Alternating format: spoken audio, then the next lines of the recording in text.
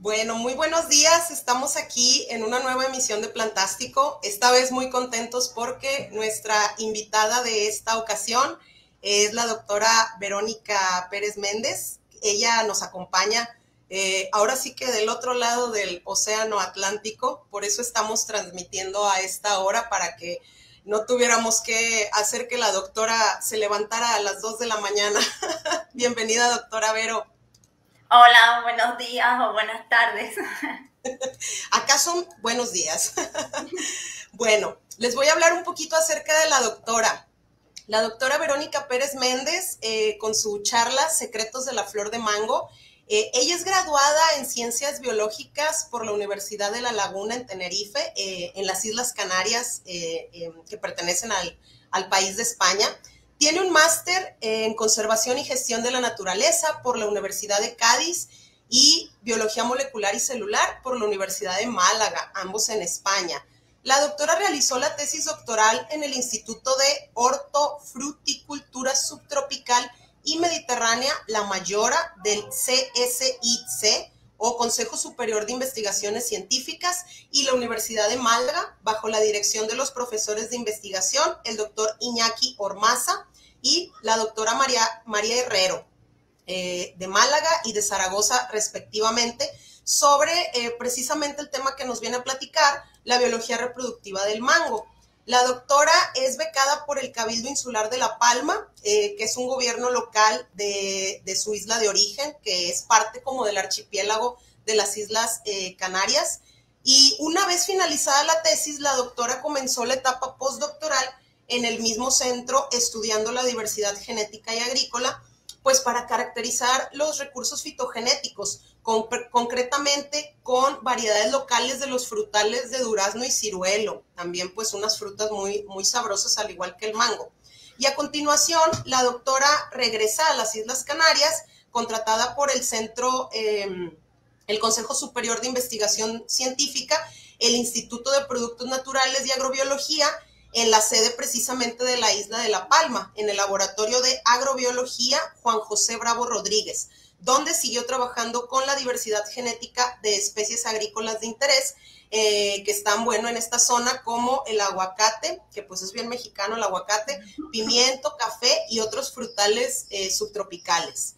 Recientemente la doctora ha obtenido una plaza permanente de colaborador científico en el Instituto Canario de Investigaciones Agrarias, el ICIA, y en el Jardín de Aclimatación de la Orotava, en Puerto de la Cruz, Tenerife, donde ha comenzado a trabajar con especies silvestres locales, parientes de especies agrícolas. Enhorabuena, doctora, que la tenemos por acá el día de hoy.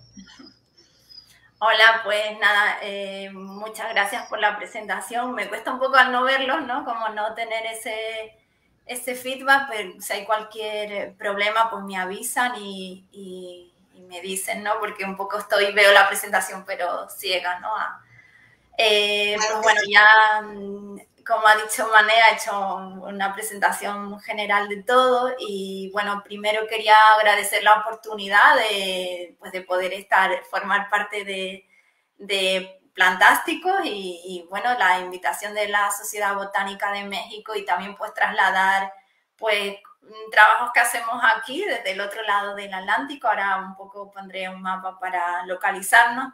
Que podamos pues compartir y que haya pues intercambio, ¿no? Entre los dos lados y además con especies que son de interés para todos, tanto, bueno, ahora veremos el mango sobre todo interés más en México que aquí, pero bueno, especies que a todos pues nos gustan o nos interesan. Y bueno, agradecer también pues a Mané por toda la presentación, a Eduardo Lalo de la Sociedad Botánica de México y bueno, digamos que me ha puesto en contacto ha sido Nerea Larrañaga, que fuimos compañeras durante la tesis y bueno, gracias a eso también he tenido pues la oportunidad de estar hoy con ustedes. Ay, perdón, es que estoy mirando la hora.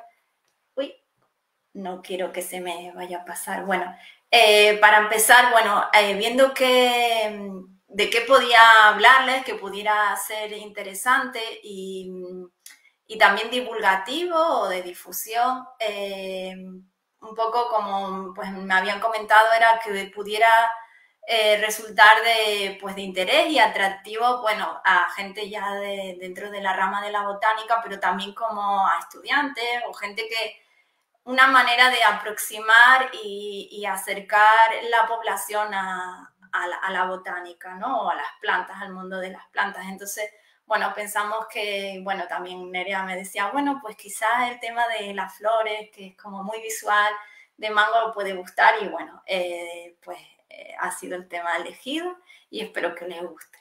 Bueno, para comenzar un poco, hacernos un poco una idea de dónde estamos cada uno, sobre todo, bueno, las Islas Canarias son pequeñitas y quizá pues no saben pues dónde están. Bueno, México, bueno, no están exactamente los círculos con todos los límites, pero bueno, México estaría aquí y bueno, en España, bueno, incluye el círculo, no sería Portugal ni Francia, pero bueno, por localizarlo. Y las Islas Canarias pertenecen a España, pero como ven están a una latitud inferior que, digamos, están más próximos, digamos, a latitudes como de México, ¿no?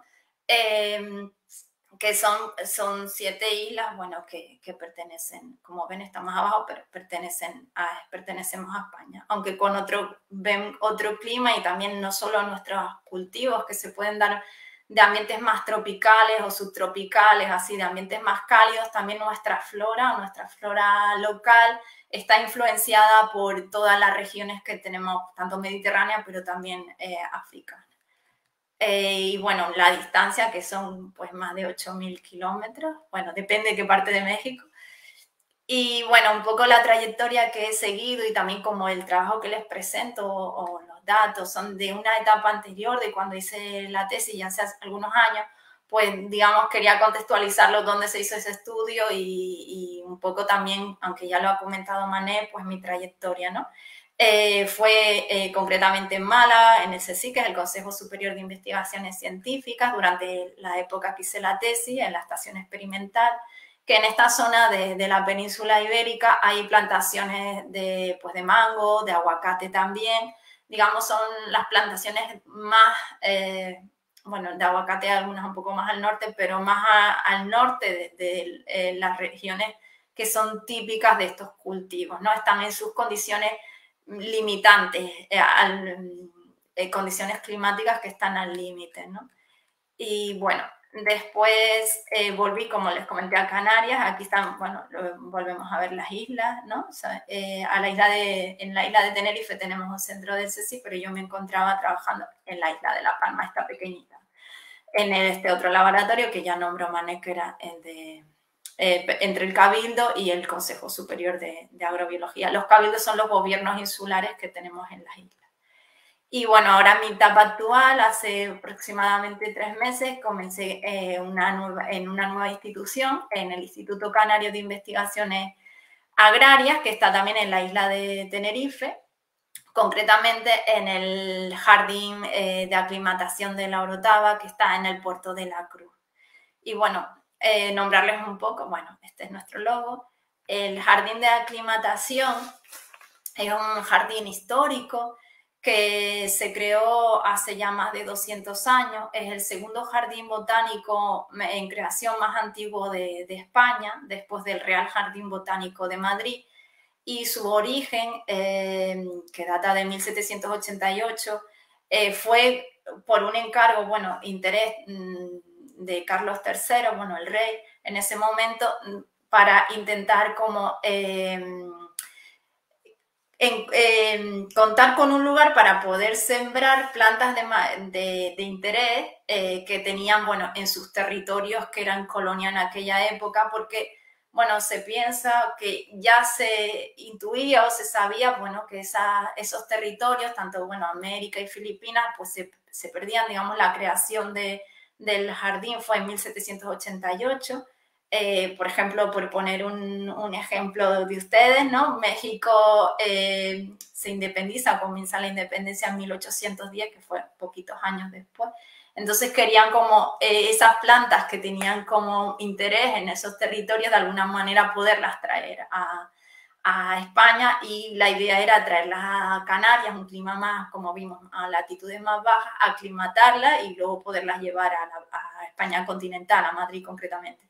Bueno, era una idea un poco de poder plantas de ambientes más cálidos, llevarlas a ambientes más fríos, que bueno, un poco utópica, pero bueno, ese es nuestro origen. Y como vemos, estas son fotos actuales del jardín que se han ido implementando con plantas de distintos orígenes, no solo de América, bueno, también eso era de Filipinas, pero después se han hecho nuevas entradas y aquí vemos como una mezcla, ¿no? Tenemos el drago o la palmera con otras plantas tropicales y bueno, existe como una mezcla un poco de todo. Es un jardín que ha tenido altibajos a lo largo de su historia pues no ha habido siempre, durante todo este montón de años, los mismos compromisos pues de recursos, bueno, problemas que tal vez son familiares a muchos.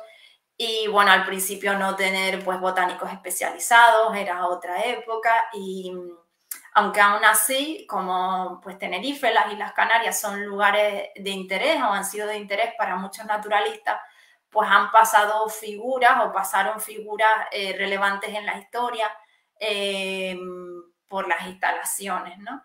Es hasta, digamos que estaba el jardín con distintos jardineros que digamos eran los que se ocupaban y no es hasta 1942, es decir, el siglo pasado, que llega un investigador sueco, Sventenius, que es el que engrosa o digamos crea el herbario que tenemos, que es aparte del jardín hay un herbario, y bueno, se ha ido luego fortaleciendo, pero ha sido muy importante esta persona en cuanto a la investigación con plantas más bien de flora canaria. Por ponerles un ejemplo así de un personaje que pasó por el jardín, pues fue Humboldt, que es conocido por todos, y bueno, simplemente el mapa que pues pasó por aquí para su viaje a América, bueno, donde luego ya habló de pues, los distintos pisos de vegetación en las distintas montañas que visitó en América. Y bueno, ya voy a empezar a hablar del tema, ¿no? Los mangos aquí, como les comentaba, este trabajo o lo que he aprendido, lo que les voy a presentar, fue de una época anterior y lo desarrollé en la península, en Málaga, y como ven, les pongo también esta imagen, bueno, es así un trabajo de campo, pero son árboles que tal vez no les resultan pues tan familiares, porque normalmente en las zonas tropicales, subtropicales, son árboles mucho mayores en tamaño, aparte que se hacen podas para el manejo, pero la vigorosidad en estas condiciones tan al límite son más pequeñas, ¿no? Y bueno, por ponerles un poco de los datos de producción y de la importancia, porque para nosotros es un cultivo que es importante, pero no a la escala de, por ejemplo, México, que es creo que está en el quinto, en la quinta posición de países productores de mango del mundo y el más importante en el continente americano, que no es el lugar de origen en Asia, donde están las principales producciones, son pues India, China y Indonesia, los países asiáticos, ¿no?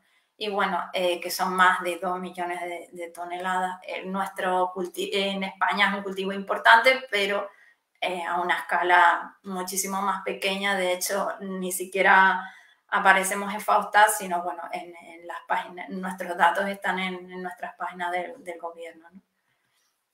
Y bueno, un poco por qué estudiamos la flora, aparte del interés botánico, estamos hablando como de la aplicación y también de acercarnos con la botánica más aplicada, ¿no? Y qué utilidad puede tener la botánica más aplicada, y un poco es ver qué causas o qué factores pueden haber en las flores que no permitan que haya un fruto, ¿no? De la flor se transforma en fruto y es un poco ver todos esos procesos, todos esos pasos que hay antes de que se produzca el fruto y ver si hay algún problema que impida su desarrollo, un problema a nivel reproductivo. Evidentemente el cultivo son más cosas, la fertilización, el manejo, las podas, pero a nivel de la flor, de las estructuras reproductoras. Aquí les pongo una imagen simplemente pues, de toda esa fase, todo ese proceso que llamamos fenología. En este caso sería anual, desde que tenemos las yemas florales hasta que bueno, se desarrollan las flores, hay una floración plena, empiezan a cuajar los frutos y ya tenemos frutos para la recolección, ¿no?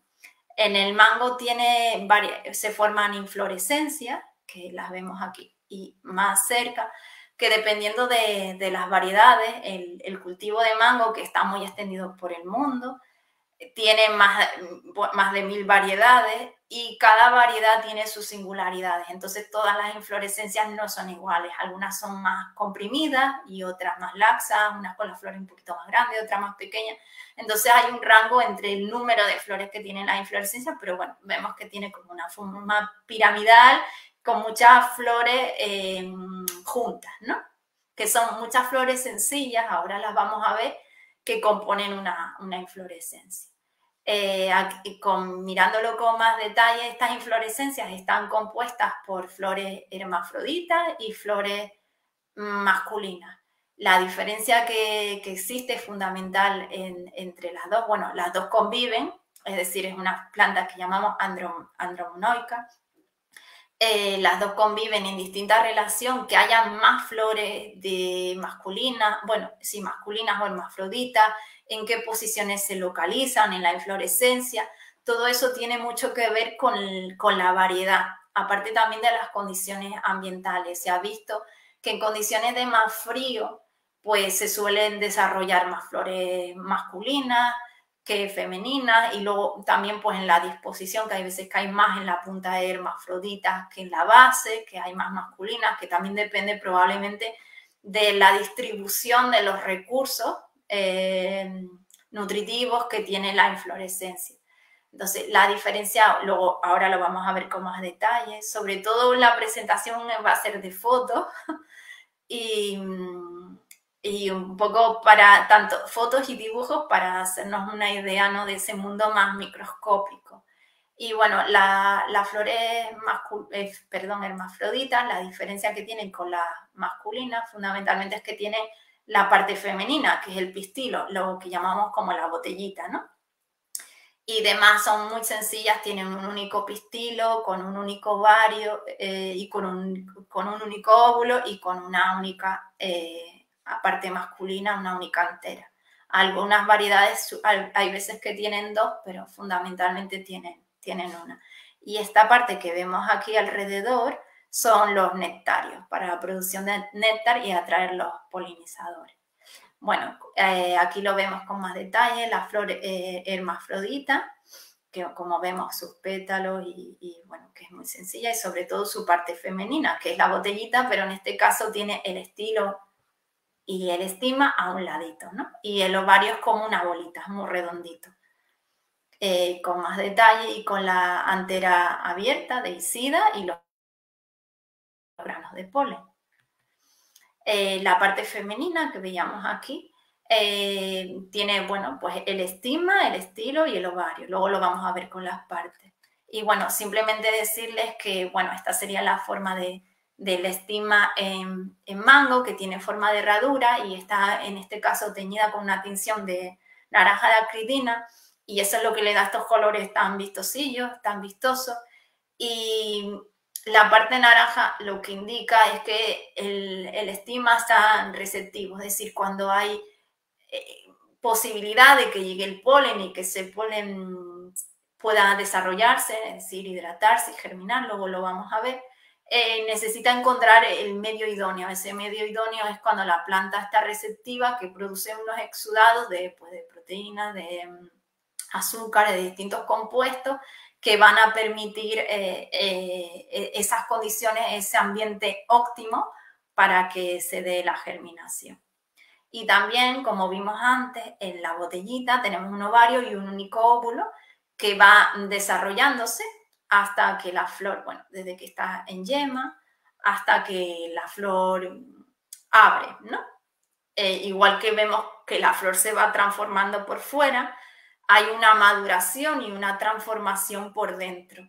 En este caso es el óvulo desde estadios muy iniciales, que se va, bueno, tiene distintas capas, en este caso, bueno, los tegumentos que lo van encerrando, van formando lóbulos que, con sus distintas capas y cerrándose para que esté maduro y sea también viable para que pueda haber una buena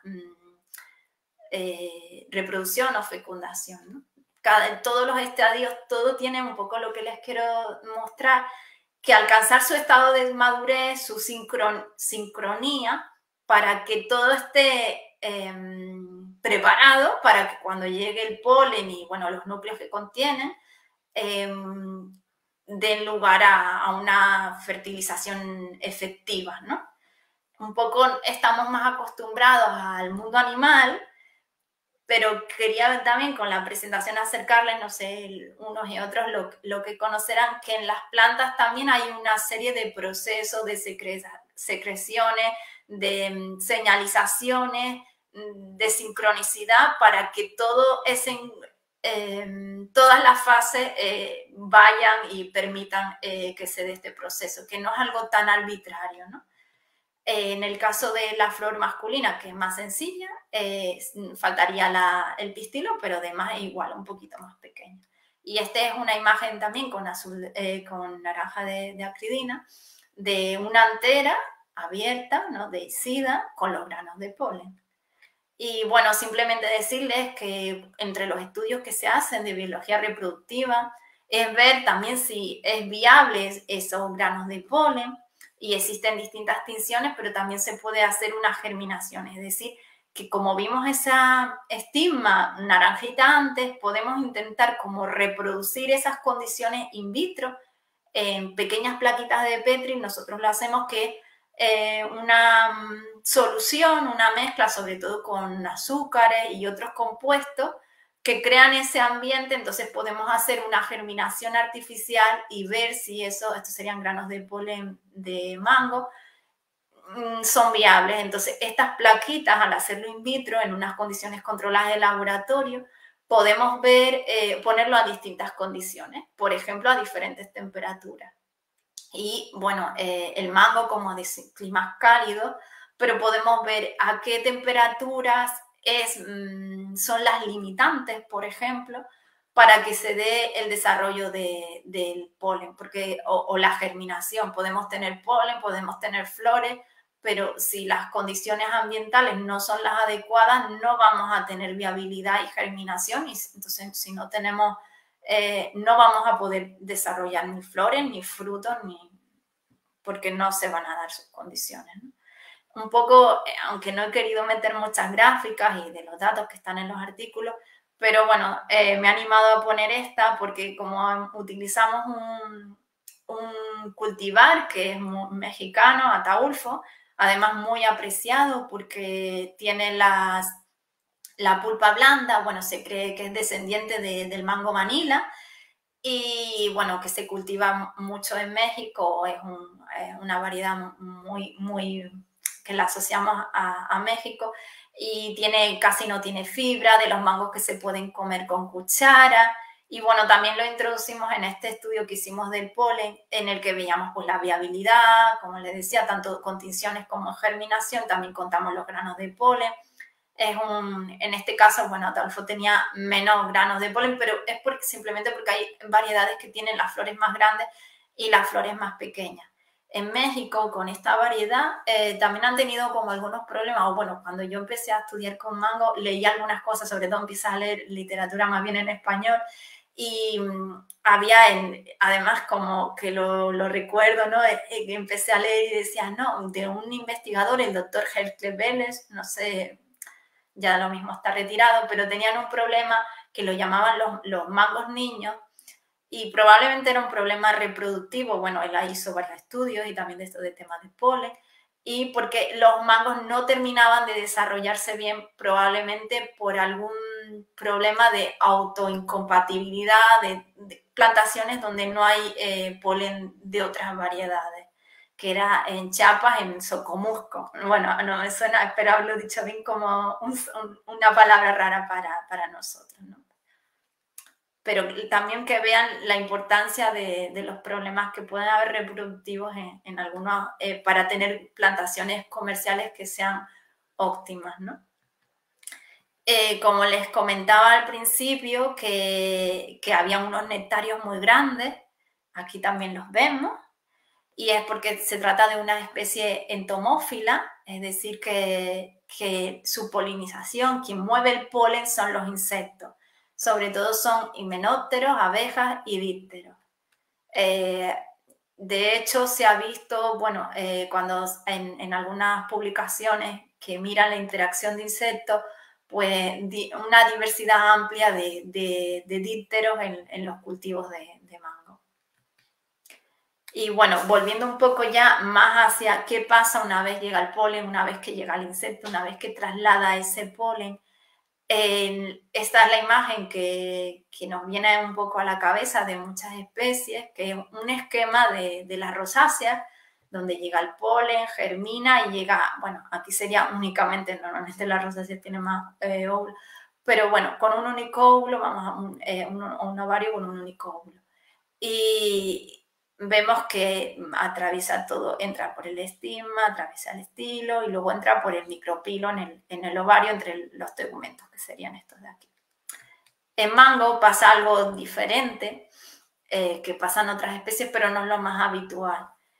Tenemos aquí la botellita un poco transformada, porque aquello digamos que es un esquema, tenemos el estigma, el estilo, aquí el ovario y el óvulo, pero tenemos esto que es el pontículo. Tenemos, sin embargo, aquí lo que sería el micropilo y este otro sitio, que realmente es por donde entra, luego lo vamos a ver, el tubo polínico y el polen en mango. Aquí tenemos, bueno, recordando, tienen el pistilo con su estigma, su estilo y su ovario, que el ovario es lo que nos va a dar el fruto. Las paredes del ovario sería la parte que llamamos bueno, el mesocarpo, pero la carne, lo que nos comemos, y el óvulo es la semilla. Y lo que sucede, se los voy a poner primero aquí en un esquema y luego lo vamos a ver cómo lo vemos en la realidad, bueno, con el microscopio.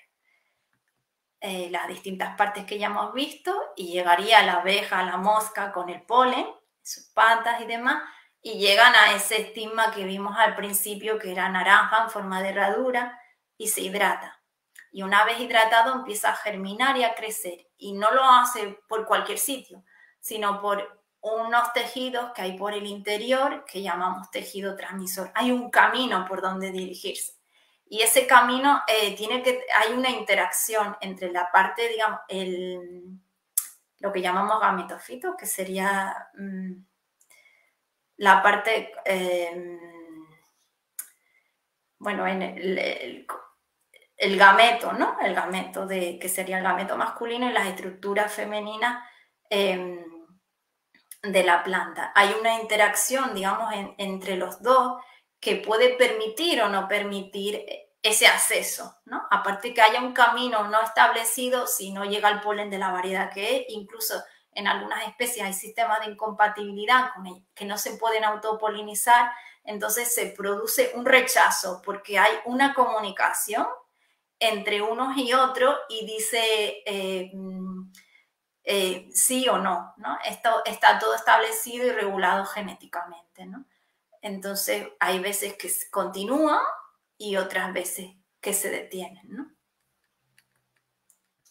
Siguen avanzando y también a lo largo de este crecimiento, luego vamos a ver un dibujito del polen y del tubo polínico, se cree que es una interacción con heterotrofia, es decir, que necesita del alimento que el tejido maternal, el pistilo, le va a dar a ese gameto que entra, ¿no?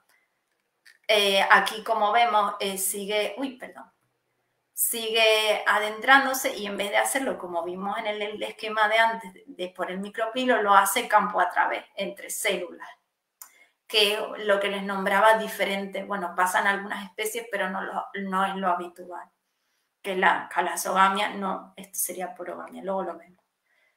Y bueno, va entrando, esto sería en mango, lo llamamos pontículo, es el paso del ovario al óvulo. y ya llega al saco embrionario, que sería el símil en animales al óvulo para la fecundación. En el caso de las plantas angiospermas, el saco embrionario no está compuesto por una única célula, sino está compuesta por 8 núcleos, que luego vemos las partes. Y aquí ya se produciría la doble fecundación de las plantas, que también lo vamos a ver, para dar un embrión para una nueva planta. Como realmente nosotros lo vemos o lo podemos ver al microscopio, esto sería el estigma, el estilo, y con una tinción de azul de anilina tiñe un polisacárido que se forma en los tubos polínicos, la callosa, y la podemos ver con un microscopio de fluorescencia. Estos serían los granos de polen y los tubos polínicos que van formando. De aquí sacamos el esquema, ¿no? Y esta es otra imagen donde los vemos desde arriba, que atraviesan y vemos que entran por esta parte que les dije, el pontículo, hacia el óvulo. Como lo veríamos en realidad si cortáramos bueno, ya sería un ovario un poquito engrosado, ¿no? Ya un poquito más crecido, pero como lo veríamos si lo cortáramos a la mitad como un bocadillo. Y como lo veríamos bajo el microscopio, ¿no? El óvulo. Y aquí sería el saco embrionario, donde se produce la fecundación, y por aquí entraría, ahora lo vemos, el polen. Como les decía, en las angiospermas tenemos una doble fecundación. Este sería el saco embrionario. Aquí está la célula huevo, que es la que va a dar el embrión. Y luego las células sinérgidas que la acompañan, que se creen que están implicadas también en esa señalización para dirigir o indicar por dónde tiene que ir el tubo polínico. Y bueno, las antípodas, que bueno, no se sabe exactamente, bueno, hay distintos artículos, teorías, opiniones, y los núcleos polares, que en angiospermas, cuando el grano de polen, ahora lo vemos aquí, el grano de polen tiene dos núcleos, uno vegetativo y otro germinativo. El germinativo produce el tubo polínico, a ver, sí, y el vegetativo se divide en dos, que es el que va a dar la doble fecundación. No sé si esto lo puse al revés, pero bueno, son dos núcleos. Uno se va a dividir en fecundar el endospermo y el cigoto, y otro es el que produce el tubo polínico. Y bueno, los dos esquemas, que el que les puse de la rosácea y este extraño que haría en mango. No sé, son tal vez muchos tecnicismos, pero para que vean toda esa interacción que todo en la naturaleza tiene muchas formas distintas, y aunque veamos un esquema, pues cada planta tiene su singularidad. Bueno, aquí como entra, también entrando desde el ovario hasta el óvulo, y aquí vemos el tubo polínico en una imagen real de microscopía. Y también comentarles que en este proceso, ¿no?, que hay una interacción de moléculas y de cambios en el grupo, sobre todo, bueno, distintos compañeros también lo han visto en otras especies, que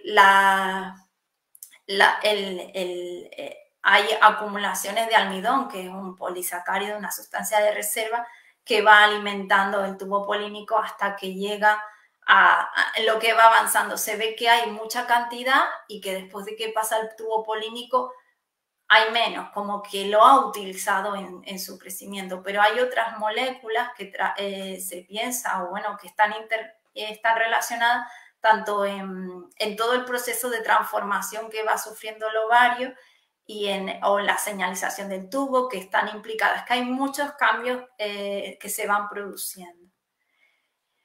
Una vez que se produce la fecundación, tanto de los núcleos porales para dar el endospermo como para dar el embrión, hay una transformación que depende, en unas especies va más rápido y en otras más lentas, en mango va un poquito despacio, pero el endospermo empiezan a formarse núcleos de endospermo, que son estas bolitas de aquí. Y el embrión se fecunda y luego empiezan a producirse divisiones, el cigoto para dar un embrión que va creciendo, que quedará dentro de la semilla para luego formar la nueva planta. y también hay unos cambios, pues igual como nombramos antes, de secreciones para alimentar todo eso, ¿no? Otro núcleo de endospermo. Bueno, y ya para terminar, bueno, que estas están distintas publicaciones que hemos tenido de esto y ya está. Muchas gracias. ¿Me escuchan? Sí, ya estamos aquí, Vero. Nada más, déjame. Como no hay interacción, es un poco difícil hablar ahí con el ordenador. No, pero ha salido súper bien. Si gustas ya quitar tu pantalla para que nos podamos ver otra vez. ¿Tienen preguntas? Sí, pues mira, por lo pronto nos mandan saludos de un asiduo, ¿cómo se dice? De un asiduo invitado que siempre nos ve, que es Guillermo Valderas Vega desde Miahuatlán, Puebla, que es acá pues en el centro del país. Y además, no sé si alcances a ver que Chris Franz SLS dice que es Nerea con otro usuario y te dice qué lindas fotos. Acá está. Bueno, si tienen alguna pregunta, no sé si será muy técnico todo, pero... No, ha sido muy bonita la presentación, muy didáctica, sobre todo pues para quienes no están familiarizados con todo el proceso de la germinación de las flores. Y bueno, además de saludos, Neil Morales manda saludos acá desde Tabasco, otro colega que también nos ve. Yo quisiera hacerte una pregunta que a mí pues me genera así como que la curiosidad. Entonces, el embrión tiene micrópilo, pero no se usa por ahí, el tubo polínico no entra por el micrópilo. ¿Qué pasa ahí? No entra a campo a través, entre las células. Pasan algunas especies, pero no en muchas. Se cree que tal vez es porque no llega a terminar de desarrollarse bien el óvulo. Y otra cosa, ¿sabes qué otros grupos, aparte del mango, tienen esta misma proceso en el que el micrópilo pues no se usa y el tubo polínico se abre paso entre las células para llegar a fecundar al óvulo? Pasa algunas veces en nogal, no sé de otra, tampoco es tan frecuente, por eso dice de que pueda ser porque no se termina de desarrollar, porque en nogal hay veces que pasa y otras veces que no. Entonces, en la familia de los nogales. Acá fíjate que en el norte de México, en el noreste de México, particularmente en los estados mexicanos de Coahuila, Nuevo León, Chihuahua, también más al norte, es muy común las nogaleras. Son estos cultivos de nueces, de la nuez pecana, la especie Caria ilionensis, y es algo, ¿cómo te diré? Pues es todo un cultivo muy buscado, sobre todo para la repostería, muchos panes, dulces, galletas, pasteles, llevan nuez, es un cultivo caro además, las nueces, pero no sabía que precisamente también los nogales tenían esta estrategia.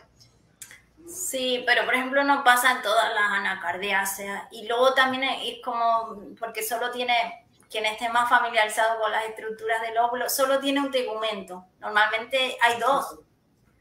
Entonces, como hay uno, pues puede ser que tenga alguna relación con eso, ¿no? En que solo tenga uno. Sí, desde el punto de vista evolutivo, pues está muy interesante, ¿no? Como estos grupos, y casualmente que son plantas que nos gustan, que comemos. Sí, el mango también tiene otra, que no lo nombré, pero en el óvulo hay dos grandes grupos de mango, que son los poliembriónicos y los monoembriónicos. Y eso lo que los diferencia, si vemos una semilla de un poliembriónico, que sería, por ejemplo, Ataulfo, o Kensington, es como si fuera un puzzle, distintas partes. Al final, dentro del óvulo, hay un embrión que es sexual de la fecundación, pero de las paredes, bueno, de la nucela de dentro del óvulo, células somáticas de la madre son capaces de dividirse y generar como nuevos embriones. Hay veces que el que se desarrolla es el sexual, pero otras veces el sexual muere, digamos, desaparece, y los que desarrollan son los embriones somáticos. Por eso se utiliza para hacer patrones, o porque vas a tener un clon de la planta madre. Son embriones somáticos que crecen, se forman de los tejidos de la madre, ¿no? Del cruce del polen con las células germinales maternas. Claro, qué interesante que esta plantita que nos gusta, bueno, pues tenga todos estos vicisitudes que nos ayudan a comprender un poquito más la evolución de, pues, de toda la parte reproductiva. Ya tenemos preguntas, Vero. Dice Patricio Vinuesa, dice, yo no soy botánico, pero tengo una duda. ¿Qué tan bueno es la planta de mango para capturar el carbono del ambiente?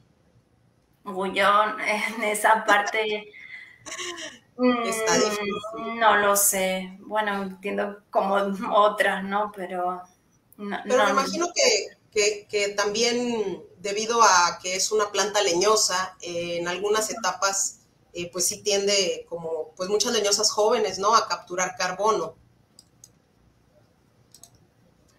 Y dice Chris Franz, gracias Vero por la charla, por el sistema de incompatibilidad que has comentado. ¿Son más productivas las plantaciones polivarietales?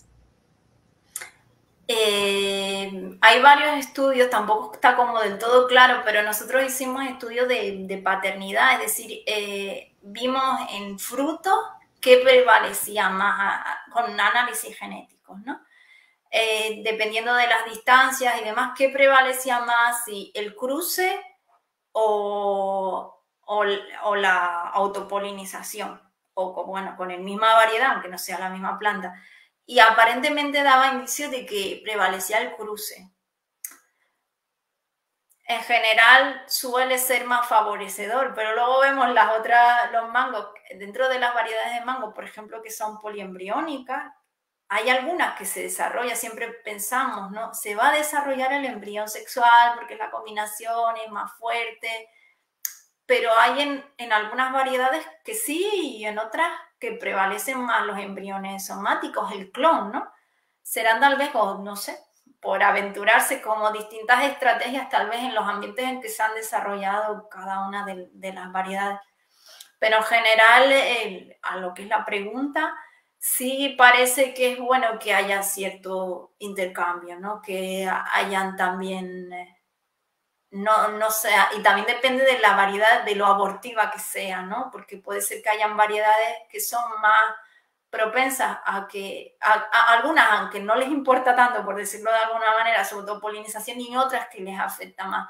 De hecho, el problema puede ser que tenga, habría que hablar, bueno, con los expertos, pero con Ataulfo puede ser tal vez por ahí, ¿no? Que necesite de otras variedades dentro de las plantaciones, porque es más abortivo, ¿no? en su autopolinización.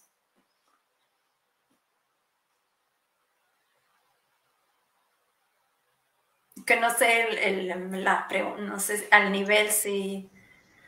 Perdón, tenía enmudecido. O sea que también dentro de las mismas variedades de los mangos, bueno, yo soy totalmente inexperta en el tema, ustedes también hacen diferentes cruzas entre las variedades precisamente como para evitar que si ustedes van viendo que unas son más abortivas que otras, etcétera. Claro, a nivel de investigación luego habría que ver en las plantaciones. Generalmente las plantaciones son monovarietales, pero quizá pueda ser que sea necesario introducir otras variedades, en algunas variedades que puedan tener más problemas, ¿no? Oh. Nos dice aquí nuestros compañeros de la red de herbarios mexicanos, el paso del tubo polínico a través de las células y no por el micrópilo pudiera deberse también a una competencia entre granos de polen y tubos polínicos para acceder más eficiente o rápido al óvulo. Y la segunda pregunta, energéticamente, ¿qué es más costoso para el tubo polínico? ¿Atravesar por las células o cruzar por el micrópilo? Bueno, respecto a la primera pregunta, siempre se habla que hay una competencia, ¿no? Que no lo nombré, pero me alegra que haya hecho esta pregunta porque, no, igual que hablan que, o con el símil de los espermatozoides, que si uno va más rápido, tal. Aquí, en general, o en las incompatibilidades, o cuando no son incompatibilidades tan estrictas, ¿no? De que hay una incompatibilidad con alelos de incompatibilidad, que sí que se habla de que puede ser que haya variedades que vayan los tubos más rápido, es decir, hay una competencia entre los tubos, a quién llega primero. Entonces, pero que eso tenga una relación con que no sea por el micropilo y que vayan unos... La competencia pienso que existe, pero no creo que esté relacionada, bueno, por lo que yo creo o que sé, con que exista o no exista lo de que no entre por el micropilo. Y la segunda pregunta era si eso le favorece, que sea más o menos costoso. Pues no lo sé. Sí que hay en esta estructura que une, como hay un salto del ovario al óvulo, lo que se llama, bueno, descrito, algunos autores lo reconocen como pontículo, otros no reconocen esa estructura, pero esa estructura siempre, o la mayoría de las flores que va a cruzar el tubo polínico, está llenísimo de almidón. Entonces sí... que sea más o menos energético o mejor ir por un lado u otro, no lo sé, pero que esas estructuras están ahí porque por ahí pasa y hay una adaptación y está el reservorio de almidón por ahí, eso se ve, ¿no? ¿Por qué ha pasado en la evolución así? No lo sé. Excelente. ¿Alguien más que quisiera preguntar o comentar algo a la doctora Verónica? Pues siguen mandando saludos desde la montaña de Guerrero, acá en el sur de México. Excelente información. ¿Alguien más que quisiera hacerle alguna pregunta a la doctora? Bueno, yo tengo una pregunta, doctora. Pensando en el área en el centro de origen, en donde se domesticaron los mangos, ¿cómo es la vegetación o qué ha leído al respecto sobre dónde se ubican? ¿Quiénes son los polinizadores? ¿Qué grupo sí son entomófilos, pero si hay algún grupo de insectos en particular, escarabajos, polillas, mariposas, moscas, abejas, que los polinicen? ¿Y cómo es la vegetación, el clima, la precipitación, donde naturalmente pues están los mangos, ¿no? Me imagino entre el ecosistema. Bueno, yo no he estado, ¿no? He conocido plantaciones que deben de estar muy lejos de la realidad. Pero bueno, lo que son mamíferas en general son, bueno, de Indonesia, zonas así tropicales, y dentro de los mangos también deben de haber diferentes ambientes, pero más tipo, en general será más bien tipo selva, más aislado, no lo sé. La verdad que me interesaría verlo y hay mucha diversidad, aparte de que ya hablemos de la domesticación y de las variedades de mango, pero dentro de mamíferas también hay una diversidad amplia. Algunas que tienen frutos también que son comestibles y otras que no. En cuanto a los polinizadores nativos, no sé, pienso que también serán hemípteros y dípteros. Y los dispersores, que en cultivos no los nombramos, claro, pero claro, al ser un fruto grande y demás, se habla de monos y de este tipo de especies. Pero no sé, sí que se habla como de dos ambientes, ¿no? Lo que les nombraba, los poliembriónicos y los monoembriónicos, que cada uno deriva de regiones diferentes. No, me imagino que han de ser fabulosos los ecosistemas donde están los mangos en la naturaleza. Bueno, si alguien sabe, pero probablemente eso también pueda darnos respuesta a por qué las cosas son de una manera y no de otra, ¿no? Sobre todo en el sistema de la poliembrionía, que a mí me parece que es muy curioso, o que prevalezca un embrión somático, un clon sobre un embrión sexual. Exacto. Y los arbolitos que veíamos en las fotografías que nos presentó, así se quedan chiquitos los arbolitos de mango. Sí, se podan mucho, pero también no dan árboles vigorosos como pueden ser en las zonas tropicales, ¿no? Y además tienen mucho manejo, no lo nombré, pero hay aquí al ser condiciones más frías, se hace un manejo agronómico que es cortar la primera floración y entonces se induce una segunda floración más tardía con condiciones ambientales más cálidas y que favorecen que haya pues eso, polinizadores, fecundación y demás, que en zonas tropicales. Y bueno, también la inducción, que no lo dije, de las flores. En la zona, bueno, siempre gente también que es experta en mango, dice que es difícil un poco también comparar dos ambientes distintos en la zona del trópico y de zonas subtropicales, o bueno, o incluso casi ni subtropicales. La inducción floral en las zonas tropicales es por la época de seca y en las estaciones secas. Y en las zonas subtropicales o nuestras condiciones es después de un periodo de frío, después del invierno. Eso está súper interesante, cómo se induce de diferente manera, Sí. por la falta de agua o por la presencia de temperaturas bajas en algunas regiones. Sí, un estrés, que la planta necesita un estrés. Al tener aquí un estrés y un manejo, podas del árbol y demás, hay una sincronía, ¿no? en la floración. Sin embargo, en los trópicos, por lo que he leído, es más difícil, es como una floración más errática y como que aquí se puede regular más esas condiciones. De hecho, y hay en zonas que incluso utilizan aplicaciones químicas para inducir mayor floración. Otra pregunta, doctora, dice Rodríguez Pacheco, ¿y qué opina de las modificaciones genéticas y las hormonas de regulación, tanto de crecimiento, maduración, entre otras? ¿Tienen algún impacto en esta parte que usted explica? Modificaciones genéticas en mango, yo creo que no hay todavía mucho, ¿no? En árboles tropicales, en árboles en general es como más complejo, ¿no? Y aplicaciones de hormonas, la verdad es que no sé, porque no tengo tanto, en las plantaciones en que he trabajado no se hacen ese tipo de tratamiento. Entonces, no lo sé, porque lo de los compuestos, lo que se aplica en la floración, que tampoco yo lo he leído, pero no lo hemos aplicado, o en las plantaciones en las que yo he estado no se ha aplicado, me da que no es a nivel hormonal. No sé. Hay mucha también literatura mango que habla de inductores, de la floración, que viene de señalización de los flujos vegetativos, distintas, que también es una regulación hormonal, pero no lo sé, ¿no?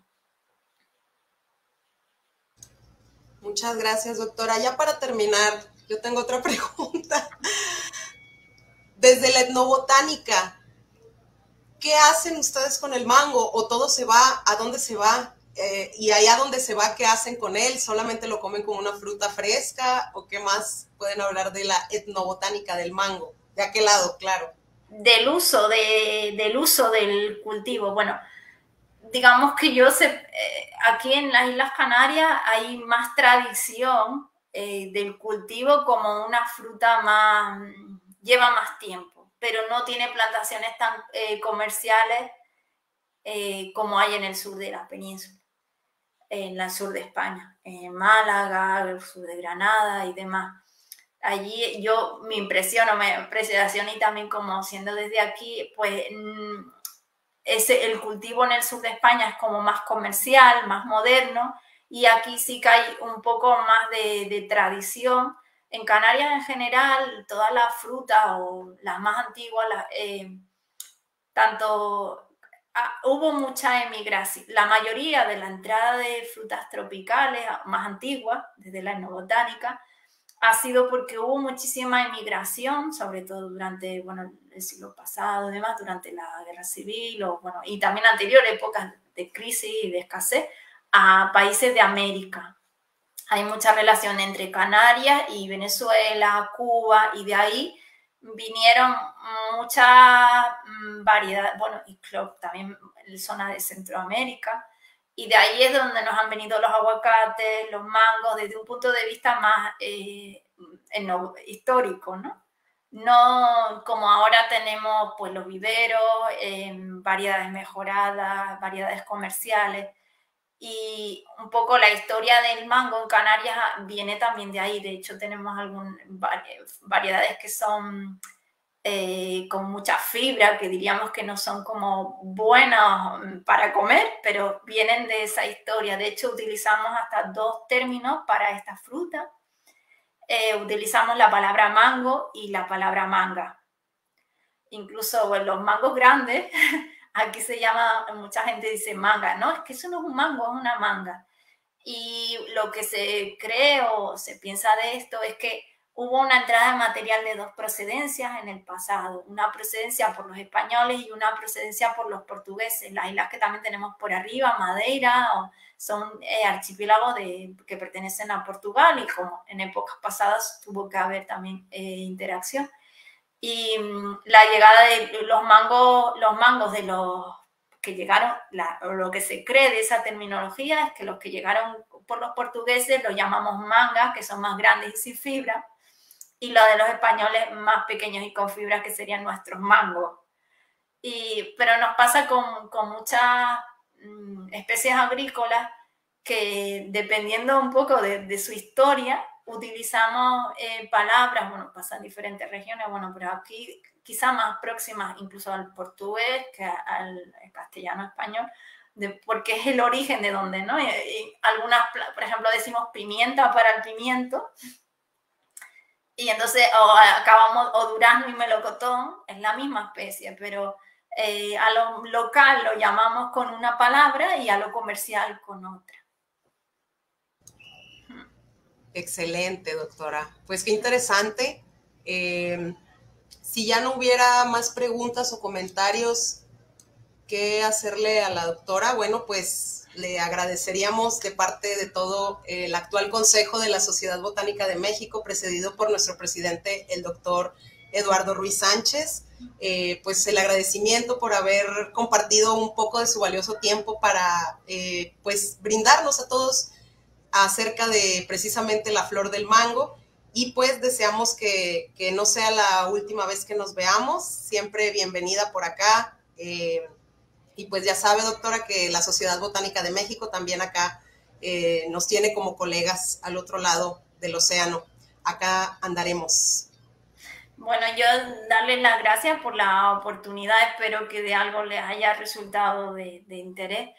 Y bueno, también agradecer eso a Eduardo y a todos la oportunidad, y bueno, que también nosotros, y como te comentaba ayer, bueno, que también tenemos, bueno, el herbario y tenemos otros compañeros que trabajan, tal vez les puede resultar de interés con flora canaria. Y un poco, bueno, aquí al ser islas aisladas cerca del continente hay una diversificación de endemismos y eso que llama un poco la atención, que desde el punto de vista botánico, pero bueno, nada queriendo comparar con los ecosistemas que ustedes tienen. Bueno, todos son importantes, que nada, pero que también, bueno, contenta de esta interacción entre los dos lados del Atlántico. Pues muchísimas gracias también a todos quienes entusiastamente siempre nos acompañan mes tras mes, y pues bueno, nos veremos el próximo último martes de mes. Esta vez, bueno, pues fue una excepción por el hecho de que pues la semana que entra no vamos a poder estar presentes, y también en horario para pues facilitarle un poco las cosas a la doctora. Y pues bueno, nuevamente muchas gracias a todos, y nos estaremos viendo en alguna otra ocasión. Vale, chao. También eso, gracias por cambiar el horario porque me lo han facilitado. Ay, bueno. Abrazos, doctora. Gracias. Bueno, chao. Placer.